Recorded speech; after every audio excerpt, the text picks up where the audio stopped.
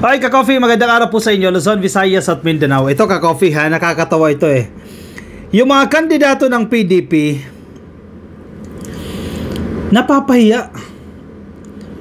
Yung mga kaalyado ni Digong, napapahiya. Pati mga DDS nadadamay dahil sa mga bastos na estilo nila ng pangangampanya. Exhibit A, Mocha Uson. Exhibit B, Representative Gonzaga, dyan sa Davao de Oro. PDP laban yan. Bakit ganyan yung estilo ng inyong pangangampanya? May halong kabastusan. Ano yan? Reflection ba ni Digong yan?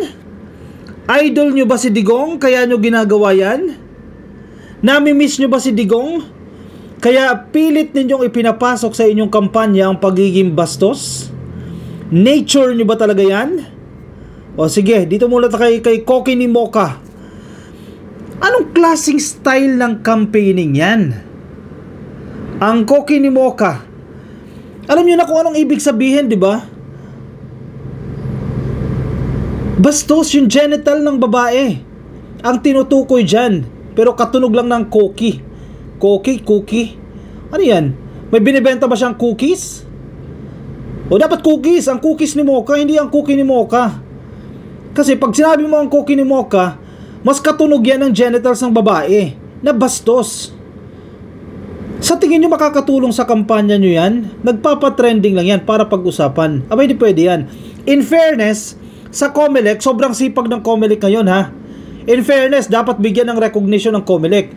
Pag may isang kandidato na nagsalita na hindi acceptable, agad-agad sinusulatan, agad-agad pinapag-explain. Yung nangyari dyan sa Pasig, yung tumatakbo sa pagka-congressman, yung Sia, pinatawag din agad yan dahil sa kabastusan. O ito, may bago na naman, dalawa, si Mocha at yung isa pang PDP laban member dyan sa Davao de Oro, na sabi naman ng mga babae magaling naman daw kumadyot. Ito namang kabastusan namang mga taong to. Reflection nyo ba ang mga PDP yan? The Commission on Election or COMELEC has advised former Presidential Communications Operations Office or PCOO Assistant Secretary Mocha Uson to rethink her campaign strategy following concerns about the sexually suggestive content of her jingle, yung Koki ni Mocha. Maganda ba pakinggan yun? Proud ka pa doon?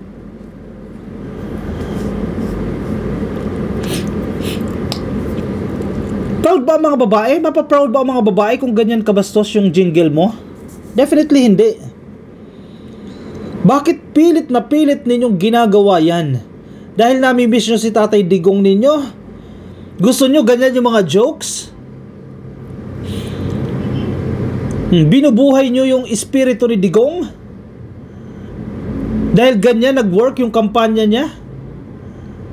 Nami-miss ninyo? Oh, headline ng Politico.com. Dito muna tayo, mag-proceed tayo dyan sa isang kandidato dyan sa Davao. Koki ni Mocha, jingle under fire, COMELEC cautions versus itong sexual overtones in campaign materials. The Commission on Election has advised former presidential PCOO, nakakahiya ito ha, dahil dati kang opisyal ng gobyerno ni Digong. Opisyal ka ni Digong. Di ba, nakakatawa to si Mocha. Remember, nag-post siya kasi nalagay din yan sa OWA, di ba? Nag-post. Ang daming libro na pang-abogado eh. Yung mga law books. Nag-picture, kunyari nagbabasa. Hay nako! Mga official talaga ni Digong. Oh. Dating PCO Assistant Secretary Mocha Uson to rethink her campaign strategy following concerns about sexually suggestive content of her jingle, yung Koki ni Mocha. Ewan kung sino nakaisip yan. We trust that you will reflect on the impact of your current campaign approach and make choices that elevate political participation and discourse. Ang lalim nga lang nito, maintindihan kaya nila yan. The COMELEC said in a letter to Uson, who is running for councilor dyan po sa lungsod ng Maynila. Oh, sino mga taga-lungsod ng Maynila dyan? Iboboto mo ba si Mocha Uson? O sige, pag-isipan ninyo. Baka mag-cookie-cookie yan dyan. Magpatikim na kanyang cookie. Tikman ninyo yung cookie niya. Masarap ba yung cookie niya? Ganyan yung mga linyahan eh. O kung ibalik sa kanya yan, di ba bastos pakinggan? Ayaw natin yan. Pero bakit siya mismo, babae siya, gusto niya na pag-uusapan niya na ang cookie ni Mocha, anong klase ang cookie ni Mocha? Na malinaw naman na wala naman siyang binibentang cookies. The COMELEC sent the letter after concerns were raised over sexual undertones of her campaign jingle Cookie ni Mocha. Sexually suggestive elements in your campaign can detract from the serious discussions we need to have about policy, governance, and the future of our communities, the poll body pointed out. In fairness sa COMELEC, nabibilib ako dito sa COMELEC under the leadership of Garcia. Tama nga naman, ang paggawa ng mga polisiya na isa din sa trabaho ng konsehal, seryosong usapin, hindi nakakatawa yan, hindi mga jokes yan. Ang panunungkulan o governance, seryosong usapin yan. At ang kinabukasan ng mga komunidad na paglilingkuran mo, seryosong usapin yan. Tapos gagawin mong cookie ni Mocha. Gagawin mong katatawanan. Saan ka pa yan? DDS, anong tingin nyo dyan? Tama ba yung ginawa niyan? I-call out nyo rin kasi. Yan ang mahirap sa mga DDS bulag kayo Basta tao ni Digong, kakampi ni Digong, kahit mali na yung ginagawa ni Digong, sige pa rin kayo, tanggol pa rin kayo ng tanggol. Todo tanggol pa rin kayo dyan kay Mocha. Maling-mali na yan, i-call out ninyo. In fairness, parang yung ginawa ni Shamsi Supsup. Si Shamsi Supsup, kasama siya dyan sa Team Kaya. Mali yung ginagawa ng kapartido niya, kinall out niya yung SIA. Nag-resign siya sa partido. Sana kayo din mga DDS, alam nyo na mali yung ginagawa ni Mocha, i-call out ninyo, huwag nyong konsentihin. Kasi nung panahon ni Digong, kinukonsenti nyo yan for the longest time Kaya, akala nila, tama yung ginagawa. Akala nila, walang mali doon sa ginagawa nila. Hindi pwedeng ganun. Level up. Tama yung pinupunto ng COMELEC dyan. Seryosong usapin ang paggawa ng polisiya, ang pamamahala at ang kinabukasan ng komunidad. So itong cookie ni Mocha, makakadetract yan sa maayos na discourse, sa seryosong discourse o usapan. The commission assured Uson that it does not belittle a campaign platform based on sexually positive themes. If this is your message to the constituency of the 3rd District of Manila, then by all means we hope that you will proceed with your candidacy and campaign along those lines, albeit in a more deliberate manner with proper regard for age appropriateness. Correct. Sino ba yung umaattend doon sa mga sorties? Sino yung umaattend doon sa mga campaign? Hindi naman lahat adults. Maraming mga bata, yung mga magulang sinasama yung kanilang mga anak. And sa mga komunidad kung saan ginagawa yung mga sorties na yan, mostly crowded spaces yan. Maraming mga batang nanonood dyan kasi syempre may entertainment, may mga sayaw, may mga kanta. So malamang sa malamang, maririnig ng mga bata yung cookie ni Mocha. Kakantahin pa nila ang cookie ni Mocha, ang cookie ni Mocha. Tama ba naman yan? Kung ikaw magulang, maririnig ng anak mo yan. Sa tingin mo ba matutuwa ka? Mga taga Maynila, 3rd District ba to? Sino mga bumoboto dyan? Pag-isipan ninyong maigi. Nararapat ba si Mocha Uson na bigyan ng isang spot dyan sa konseho ng lungsod ng Maynila, 3rd District? Pag-isipan ninyong mainam yan. Baka mas maraming better options. Diba? The commission said it recognizes that political campaigns often aim to capture attention and engage voters. However, it believes that it is crucial to approach the electorate with messages that are direct to the point. Puns and double meanings may be used as literary devices in campaigns, but we hope that these are used not to distract from your political platform or skirt the line between accepted speech and obscenity, and we are in context of the elections, sabi ng COMELEC. Ang pinupunto ng COMELEC, inappropriate yan.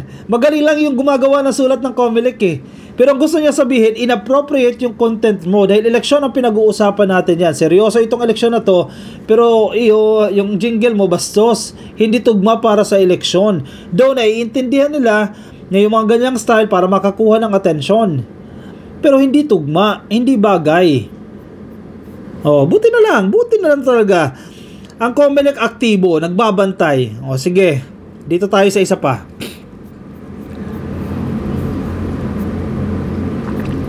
Ito, misogynistic naman to. Itong isa pang PDP laban member, congressman din ka-coffee, dyan naman sa Davao de Oro. Tama ba naman itong sinabi naman ito ni kuya mo?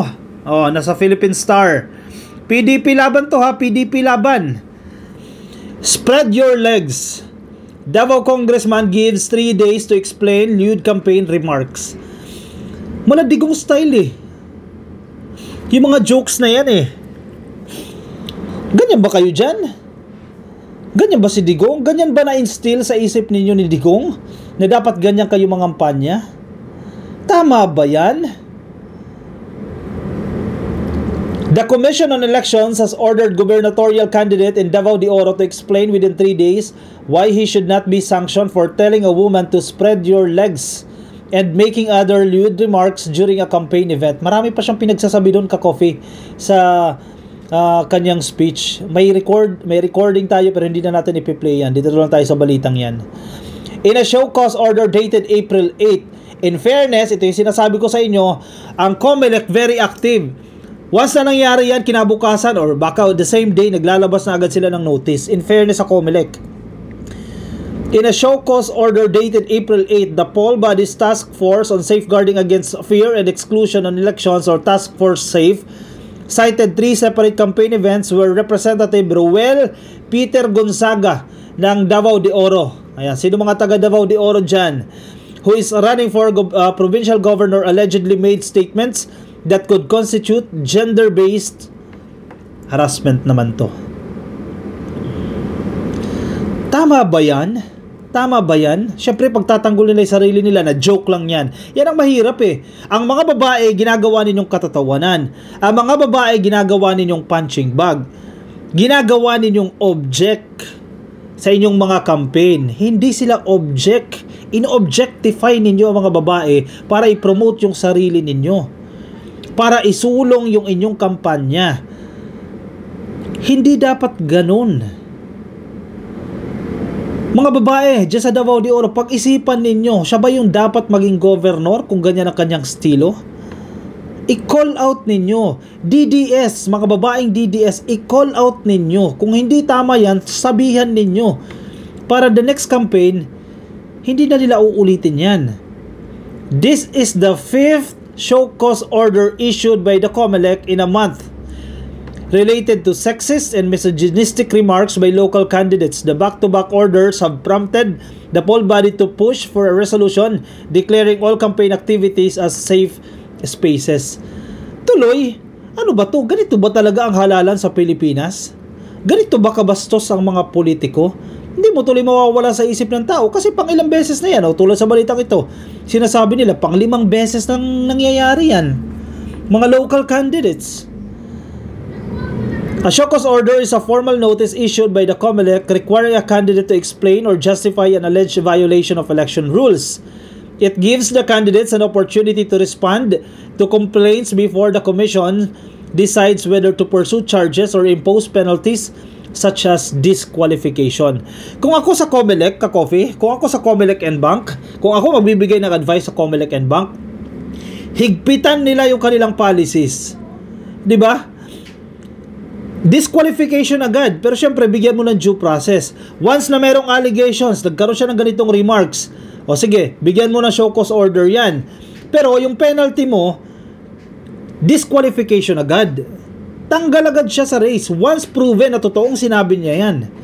Pero syempre, may due process pa rin. Kailangan mo rin dinggin yung side niya kasi mamaya edited lang yung video, di ba? Para patas din.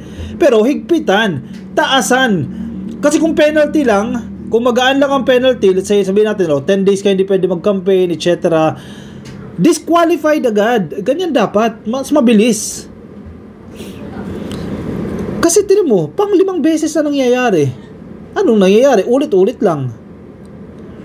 According to a copy of the order sent to reporters on Wednesday, the COMELEC documented several troubling statements made by Gonzaga during campaign events. In one incident, ang sinasabi po ng mababatas, allegedly, he told the person identified as ... to spread your legs, saying in Filipino, ... susuyuin kita, bumukaka ka na. Ang sama pakinggan, di ba? Ang sakit pakinggan. Kung sino man yung ... na tinutukoy niya o kung general representation siya ng babae, ang sama pakinggan. The order also cited video evidence showing Gonzaga instructing Nena Atamosa, who is a candidate for board member of Davao de Oro's 1st District, to stand before a crowd with someone identified as Kagawad Arguelles. Gonzaga then allegedly asked them to kiss, saying he wanted it on the lips and counting 1, 2, 3 before suggesting he could kiss her elsewhere when Arguelles appeared hesitant. Tingnan mo, mismong kandidato na nila mismo yan. Hesitant din na gawin yan o pinilit gawin yan. O paghahalikin mo yung dalawang tao na hindi naman magkarelasyon. Tama ba yan? Ano siya, komedyante? Joker? At Timosa is part of Gonzaga's team biyaheng Kalinaw slate. DDS, wake up. In a third incident cited by the poll body, Gonzaga allegedly made sexually explicit comparisons between men and women, asking the crowd if women are good at having intimate relations or even better than men. Edi wow. According to COMELEC's anti-discrimination guidelines for the May elections, or Resolution 11116, gender-based harassment includes unwanted sexual, misogynistic, transphobic, homophobic, and sexist remarks and comments made publicly or through private communications. The show cause order warns that failure to comply within 3 days will be considered a waiver of Gonzaga's rights to be heard. Ano yan?